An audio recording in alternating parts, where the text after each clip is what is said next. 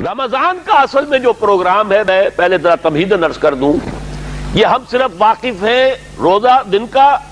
اور رات کو 1 گھنٹے کی تراویح۔ یہ بہت بڑا مغالطہ ہے، بہت بڑا مغالطہ ہے، بہت بڑا مغالطہ ہے۔ روز اصل میں رمضان کا پروگرام کیا ہے؟ دن بھر کا روزہ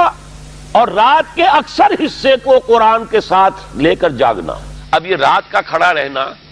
اس کی کتنی مقدار ہوگی، کہاں سے معلوم کریں گے؟ قرآن سے۔ جب یہ لفظ آیا ہے سورہ مزمل میں، یا ایھا المزمل قم اللیل الا قلیلا نصفہ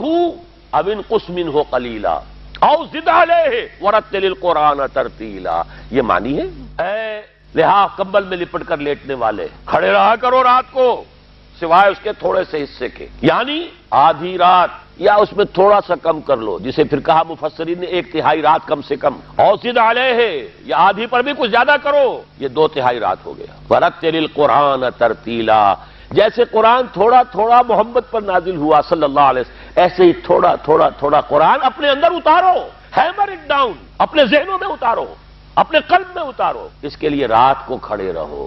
اور قیام اللیل کم سے کم 1/3 شب کے اوپر اطلاق ہوگا، اس سے کم پر تو اطلاق ہے ہی نہیں۔ اس کے لیے جو ہم نے نظام بنایا ہے، غور کیجئے، یہ میں کہہ سکتا ہوں یہ طرز خاص ہے، ایجاد میری، جیسے کہ حفیظ نے کہا تھا،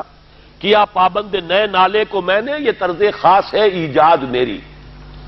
یہ دورہ ترجمہ قرآن کا جو ایجاد کا معاملہ میں نے کیا، کہ ہم نے کہا کہ 4 رکعتوں سے پہلے بیٹھ جاؤ، جو قرآن ان 4 رکعتوں میں قاری صاحب یا حافظ صاحب سنائیں گے، پہلے اس کا ترجمہ سن لو، اس کے کچھ مختصر معانی سمجھ لو، اس کے کلام کا ربط ذہن نشین کر لو، اب کھڑے ہو جاؤ، اب سنو گے 50%، 60%، 70%، اور کم ہوگا 40-30%، کچھ تو تمہارے سمجھ میں آئے گا کیا سن رہے، کچھ تو نزول قرآن ہو جائے گا آپ پر۔ یہ کیا ہے کہ کھڑے ہوئے زبان یار من ترکی و من ترکی نمی ڈالو، اور وہ فرنٹیئر میل کی سپیڈ سے قرآن شریف پڑھ لیا گیا ہے، پڑھنے والے کو پتہ نہیں کیا پڑھ رہا ہوں میں۔ اکثر حفاظ تو عالم نہیں ہوتے، انہیں نہیں پتا ہوتا، وہ تو ان کی زبان کے اوپر ہے قرآن، ذہن میں تو ہے ہی نہیں، جیسے ٹیپ کے اوپر ہے، ویسے ٹیپ کے اوپر ان کی زبان کی ٹیپ ہے کوئی جس کے اوپر وہ قرآن ہے۔ اس حوالے سے اصل فائدہ جو ہے اس کے لیے یہ دورہ ترجمہ قرآن کا جو ہم نے آغاز کیا، 4 رکعت میں جو سننا ہے پہلے اس کا ترجمہ سن لو، اس کے کچھ مفہوم کو سمجھ لو، اور پھر پڑھو۔